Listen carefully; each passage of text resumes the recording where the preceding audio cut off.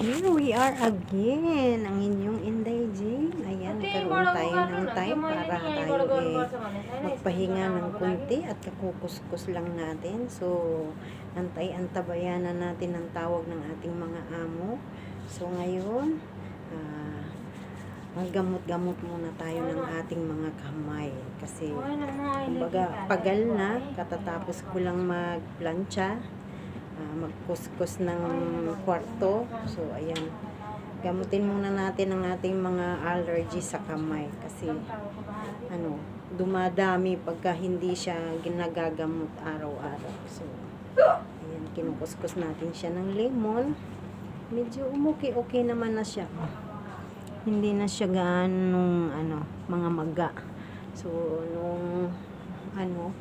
last 1 year na. Diyos ko.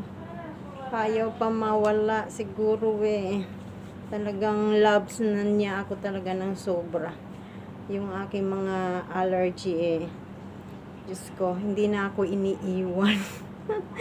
Nakikidamay din siya sa hirap ng buhay dito sa abroad. So ayan, yung kamay natin na dati sabihin natin na kamay na medyo maganda.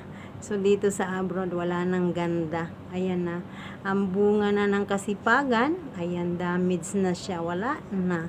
Hindi na masabing kamay na, ayan, meron ng mga napapasma.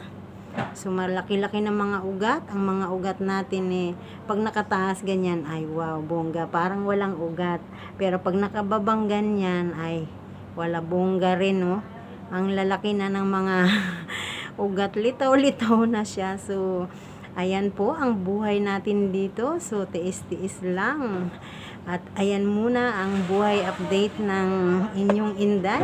So, bye-bye at tayo bababa na at baka tayo wanted na sa baba. God bless!